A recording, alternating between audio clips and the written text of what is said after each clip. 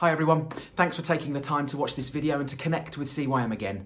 We really appreciate you and the support that you offer us, and we wanted to take the opportunity to try and update you as best as we can regarding our work and future plans. I also want to take this moment to specifically thank those of you who've made direct contact with us to encourage and affirm us. A number of you have also sent in financial gifts to help us during this season, so for all of that, we're so very grateful. You know who you are, thank you. Now, I won't use the word that so many media outlets are using, but clearly we're in some very unusual times. However, it still remains an absolute privilege to be the person who gets to lead CYM through this alongside our fantastic team of trustees and staff.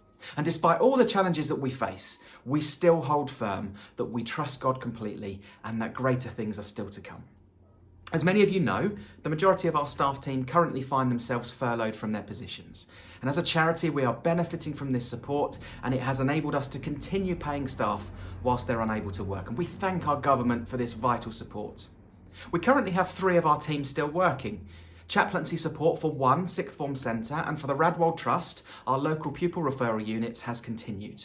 Some of that has been virtually and some of it face-to-face. Both chaplains working in these places have stated that they've seen amazing opportunities to connect with staff and students during this time, and that they believe that this season of relationship building will be of massive benefit to their work in the future. That's great, isn't it? We've also managed to keep a part-time admin role in place, ensuring that urgent financial tasks, especially the end of the financial year, are covered. Now, in all other chaplaincy settings, we've had to temporarily withdraw, whilst the majority of school students work on their own from home. We were initially able to support some of the schools with their provision for vulnerable students and for the families of key workers, but that level of support soon reduced, and it was right to place staff on furlough. It's right at the beginning of June today, and I'm conscious that we may well be seeing some changes to pupils attending schools in some year groups. So we'll keep monitoring that closely, liaising with our schools, and when it's appropriate for a chaplain to be present again, we will look to offer that service as quickly as possible. The furlough decisions that are in place have also extended to our leadership team, including myself. However, I've been removed from furlough for this working week only to allow me to complete some important tasks. As soon as those tasks are completed, I will return to furlough again. And as we've entered into June, we were also due to welcome Lucy back from her maternity leave, but she will also be furloughed for the time being. Now, with regards to African Adventure, this pandemic could not have been more poorly timed for our situation. Our African Adventure season, which runs from March and April through to about September and October, has been decimated by this virus. We've made decisions in stages as we've watched the government advice, and we've now reached the point where we have made the really difficult decision to say that no African Adventure weeks will run this year. We've consulted closely with Sizewell Hall on this, and we thank them so much for their generosity and kindness. But clearly schools have not been able to visit us, and we've now decided that we cannot guarantee that trips will be able to go ahead after the summer holidays. I'm sure you'll appreciate this has been so hard to do, but we believe it is currently the safest option. Now, what you may not be aware of is the financial impact that such a virus would have on the project and CYM as a whole. We have effectively written off a whole year of African Adventure income. So this income not only pays Sizewell Hall for us to be there, but it also covers the maintenance of our site, the provision of food, other expenses, and a large proportion of that money goes on paying 2 members of staff. Not just for the African Adventure season, but for the whole financial year. And the loss of income for a whole season is huge. Now, over the last 18 or so months, we've been looking very closely at the project as a whole. We've been looking at its aims, its viability, sustainability of it in its current form. And I want to assure you, more than anything else, that we've been seeking God's will for that area of our work. On a number of occasions, we sensed that God was not done with school residential work and CYM. We felt that he was speaking very clearly into something that could be bigger, maybe even greater than we've achieved so far. We've liaised really closely with Sizewell Hall, and we've investigated ways that might enable us to develop the project further, but we have been unable to get to a place where we can make it work financially, particularly from a staffing point of view, for all parties. We've been praying for God to reveal what's next, what this big thing is that people have felt that they should share with us, and yet a clear and easy path has not appeared. The project has been stopped in its tracks in recent months, not through our planning or desire, but it has been stopped. And we've now made the significant decision that African Adventure, as you currently know it, will not resume. It's a painful and it's a sad decision, but it's one that our trustees have diligently worked through.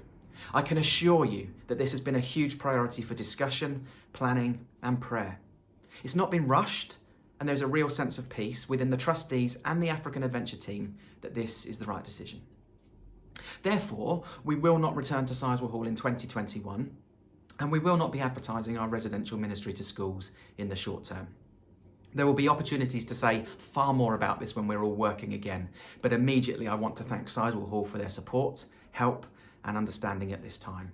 They face equally challenging times, and they have been so very gracious about all that we are doing.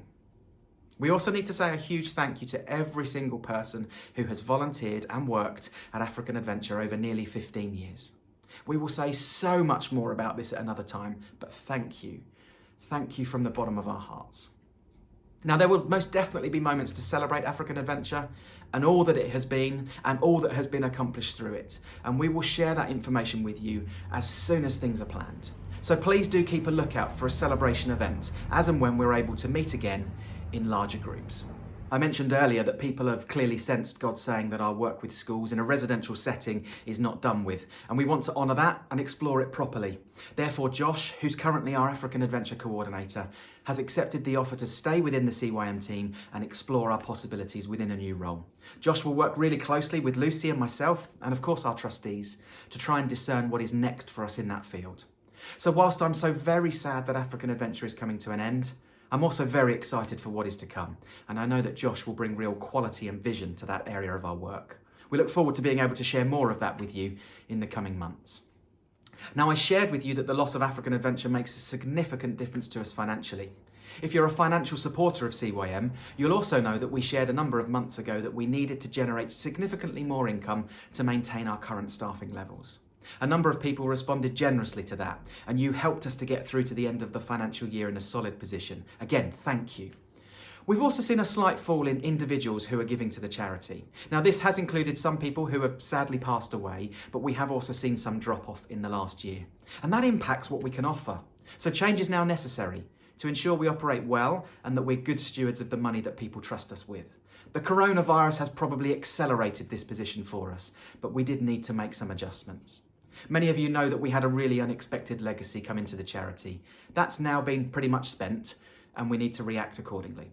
Therefore, we will be making some changes within our staff team in the next few months.